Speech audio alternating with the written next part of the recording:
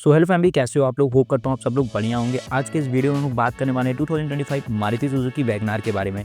WagonR एक ऐसी car रहती है भाई जो कि कम प्राइस रेंज में अच्छे स्पेस, अच्छे लुक, अच्छे कंफर्ट और एक अच्छी माइलेज और लो मेंटेनेंस प्रोडक्ट निकल के आ जाती है वैगनार। काफ़ी लोग की पहली चॉइस भी वैगनार होती है भाई। तो आज के वीडियो में बात करने वाले हैं कि इसकी 2025 में क्या प्राइसिंग चल रही है। ZXi मॉडल की बात करने वाले हैं जो कि लगभग टॉप मॉडल आ जाती है, और इसी क्या मिनिमम डाउन पेमेंट होगी, हर महीने की EMI क्या होगी 1 साल से लेकर 7 साल तक की, और हर टेन्योर मतलब एक साल का आप यूज़ कर रहे हो या फिर 2 साल का टेन्योर चूज़ कर रहे हो तो हर टेन्योर में क्या पर्टिकुलर EMI होगी और कितना आप इंटरेस्ट पे करोगे हर टेन्योर में। और बात करने वाले हैं कि कैसे आप रेट ऑफ इंटरेस्ट बचा लोगे, क्या रेट ऑफ इंटरेस्ट रहने वाली है, और भाई क्या क्या डॉक्यूमेंट नेसेसरी होते हैं कार्स को फाइनेंस कराने के लिए। लोन वीडियो पूरी फाइनल डिटेल रिव्यू करने वाले हैं। तो भाई थोड़ा सा अगर आप लोन कराना चाहते हो, फाइनेंस कराना चाहते हो अपने प्रोडक्ट, तो वीडियो को इन तक जरूर देखना, क्योंकि काफ़ी सारी चीज़ें मैं आपको ऐसे बता दूंगा जो कि फाइनेंस कराते समय कि जिन बातों का ध्यान रखना है। ठीक है, सबसे पहले भाई मारुति सुजुकी वैगनार, ये गाड़ी आपको CNG में भी ऑफर होती है और पेट्रोल में भी ऑफर होती है, और टोटल यहाँ पे आपको 5 to 6 वेरिएंट्स मिल जाते हैं। टॉप मॉडल वैगनार चली जाती है 7.47 लाख रुपये एक्स शोरूम, मतलब 7,47,000, और बेस मॉडल वैगनार की कॉस्ट करती है 5,64,000 एक्स शोरूम। ZXi मॉडल की बात करेंगे तो इसकी प्राइस 6,40,000 एक्स शोरूम कॉस्ट करेगी, मोटी मोटा गाड़ी 7.5 लाख रुपए तक ऑन रोड चली जाती है। जिस मॉडल की हम लोग बात करने वाले हैं ये वैगनार ZXi मॉडल है जो कि 7.5 लाख तक ऑन रोड कॉस्ट करेगी। ठीक, एंड वैगनार की जो भाई आपको इंजन मिलती है, थोड़ा सा मैं आपको नॉर्मल स्पेक्स बता ही देता हूँ। तो यहाँ पे आपको जो इंजन मिल जाती है वो मिलती है भाई 1197 सीसी का 4 सिलेंडर BS6 फेज 2 इंजन, जो कि मारुति सुजुकी की तरफ से आने वाला काफ़ी बढ़िया इंजन निकल के आ जाता है, जो कि आपको 24 किलोमीटर पर लीटर तक की बढ़िया सी एक माइलेज निकाल के दे देती है। 88.5 bhp की इस इंजन में पावर मिलती है एंड 113 Nm की टॉर्क मिल जाती है। बाकी गाइस कलर ऑप्शन की बात करेंगे तो वैगनार में आपको काफ़ी सारे कलर ऑप्शन देखने को मिल जाते हैं। अगर देख रहे हैं तो टोटल यहाँ पे आपको 9 कलर ऑप्शन मिल जाते हैं, 9 सेट्स आपके पास अवेलेबल हैं। तो भाई ये थी प्राइसिंग और थोड़ा सा क्विक ओवरव्यू मैं आपको दे दिया हूँ। तो भाई डाउन पेमेंट की बात कर लेते हैं कि अगर आपको Maruti Suzuki WagonR ZXi model चाहिए तो मिनिमम डाउन पेमेंट आपको कम से कम डाउन पेमेंट कितना देना होगा। तो भाई देखो, डाउन पेमेंट मैटर करता है आपके सिविल रिपोर्ट पे। सिविल रिपोर्ट बहुत बढ़िया है तो भाई एक बारी आप मिनिमम डाउन पेमेंट से भी कम पेमेंट करते हो तो फाइनेंसर एक बारी रेडी हो जाता है कार को लोन करने के लिए। वैसे भाई मिनिमम डाउन पेमेंट की बात करें जिसका सिविल रिपोर्ट बढ़िया है तो 1 लाख रुपए दे के आप इस गाड़ी को अपने घर ले जा सकते हो। कुछ फाइनेंसर 1 लाख थोड़े से 10-20 हज़ार, मतलब 10-20 हज़ार नहीं, 10-5 हज़ार अमाउंट थोड़ा ऊपर नीचे हो सकता है। कोई 1,10,000 पे रेडी हो, कोई 90,000 पे भी आपको दे सकता है। तो ये जो मिनिमल प्राइस है वो मैं आपको बता दिया। मिनिमम डाउन पेमेंट मतलब 1 लाख रुपए समझ के चलो। और रेट ऑफ इंटरेस्ट की बात करते हैं तो भाई 8% का रेट ऑफ इंटरेस्ट अभी हम लोग भाई, मतलब आप लोग बोलोगे ज़्यादा है, लेकिन अभी हाई रेट ऑफ इंटरेस्ट चल ही रहा है। हाई रेट ऑफ इंटरेस्ट पे RBI बैंक्स को फंड प्रोवाइड कर रही है। तो इस समय रेट ऑफ इंटरेस्ट, भाई मैं बोल रहा हूँ कि रेट ऑफ इंटरेस्ट भी मैटर करता है सिविल रिपोर्ट पे। सिविल रिपोर्ट अगर आपका देखो एकदम बेकार है तब तो फाइनेंस ही नहीं होगा, लेकिन एवरेज से थोड़ा कम है तो भाई यहाँ पे आपको रेट ऑफ इंटरेस्ट मतलब 10, 11, 12 भी जा सकता है। तो इस बात का आप लोग को बिल्कुल ध्यान रखना है। तो भाई 1 लाख रुपये मिनिमम डाउन पेमेंट था, 8% का इंटरेस्ट था। अब आगे हम लोग बात कर लेते हैं कि EMI की, 1 साल से लेकर 7 साल तक की क्या EMI होगी और उस बीच में क्या आप इंटरेस्ट पे करोगे।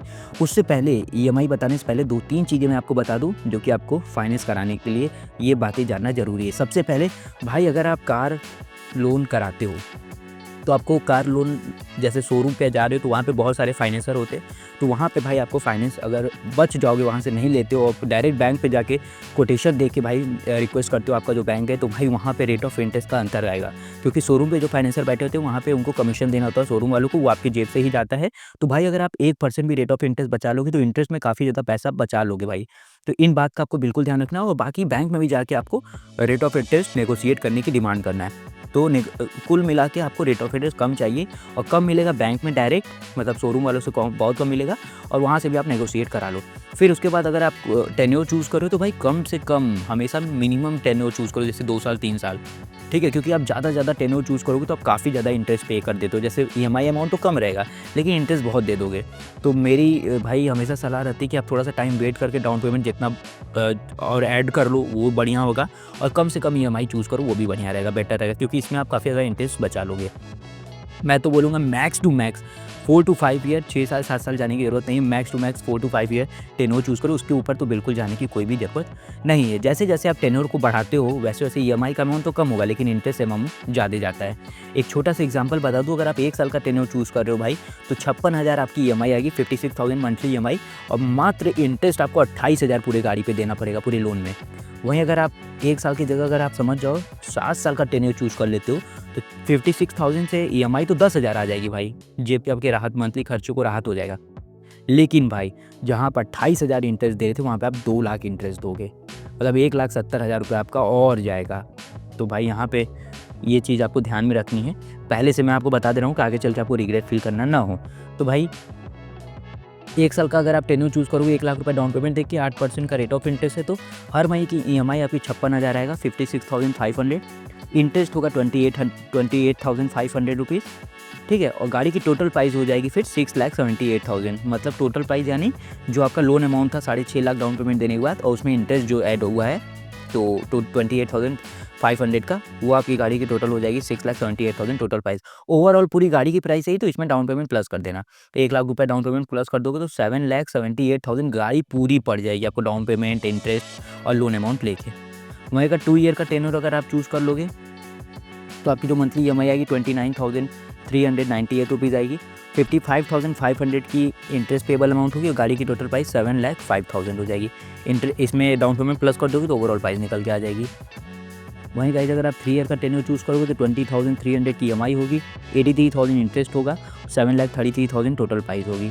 वहीं अगर आप 4 ईयर का टेन्योर चूज़ करते हो तो 15,800 रुपये की ईएमआई होगी, 1,11,000 की इंटरेस्ट होगी और 7,61,000 रुपीज़ की आपकी टोटल अमाउंट होगी। जैसा कि मैंने वीडियो की स्टार्टिंग बताया था, जैसे जैसे आप टेन्योर को इंक्रीज़ करोगे, जैसे 1 साल, 2 साल, 3 साल, अब 4 साल टेन्योर पे हम लोग चल रहे हैं, तो भाई ईएमआई का अमाउंट तो काफ़ी घट गया, लेकिन इंटरेस्ट देख रहे हो धीरे-धीरे बढ़ते जा रहा है।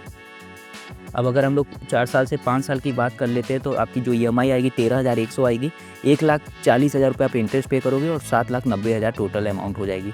वहीं अगर आप 6 ईयर का टेन्योर चूज़ करते हो भाई 6 साल का अगर, तो 11,300 रुपये की ईएमआई होगी, 1,70,500 का इंटरेस्ट पेबल अमाउंट होगा, 8,20,000 गाड़ी की टोटल प्राइस होगी। वहीं अगर आप 7 ईयर का टेन्योर चूज़ करते हो भाई तो 10,000 रुपीज़ की ईएमआई होगी और 2,01,000 रुपये इंटरेस्ट होगा, 8,51,000 आपका गाड़ी का टोटल प्राइस हो जाएगा। डाउन पेमेंट इसमें 1 लाख जोड़ दोगे 9,51,000 की गाड़ी की ओवरऑल प्राइस निकल के आ जाएगी। तो भाई 1 लाख रुपये मिनिमम डाउन पेमेंट के लिए Maruti Suzuki Wagon R ZXi पे 8% के रेट ऑफ इंटरेस्ट पे मिनिमम ईएमआई आपकी 10,000 रुपये आ रही है और मैक्सिमम ईएमआई 56,000 रुपीज़ आ रही है। अब आइए बात कर लेते हैं क्या क्या डॉक्यूमेंट नेसेसरी होते हैं कार को फाइनेंस कराने के लिए। तो सबसे पहले भाई आपका आइडेंटिटी प्रूफ में Aadhaar card, PAN card, driving licence, voter ID, electricity bill में आप दे सकते हो। फिर आ जाता है सोर्स ऑफ इनकम, जो कि भाई अगर आप जॉब करते हो तो फॉर्म 60 सैलरी स्लिप, अगर एम्प्लॉयर हो मतलब बिजनेस करते हो तो आईटीआर फाइल करते हो, उससे काम हो जाएगा। फिर उसके बाद भाई अगर देखो आप जहाँ पे रह रहे हो उसका जो एड्रेस परमानेंट आईडी से मैच नहीं हो रहा है तो रेंट एग्रीमेंट देना पड़ सकता है। 3 to 6 मंथ का बैंक स्टेटमेंट नेसेसरी होता है। वेंडर कराने के लिए भाई यूपीआई वगैरह चलाते हो या फिर डेबिट कार्ड, और किसी केस में चेक वगैरह की भी जरूरत पड़ सकती है, पासपोर्ट साइज़ फ़ोटोज़ बस। बाकी काफ़ी चीज़ें अब डिजिटली हो गई हैं, पहले के कंपैरिजन में अगर आप कंपेयर करोगे तो पेपरलेस काफ़ी ज़्यादा, मतलब सारी चीज़ें पेपरलेस होती हैं। बाकी ये थी भाई अपनी Maruti Suzuki Wagon R ZXi की पूरी फाइनेंस डिटेल रिव्यू। होप करता हूँ वीडियो पसंद इन्फॉर्मेटिव आई होगी। वीडियो अच्छी लगी उसको लाइक करना। मिलता होगा नेक्स्ट ऐसे ही कार से रिलेटेड फाइनेंस डिटेल रिव्यू के साथ। Till then take care, bye bye.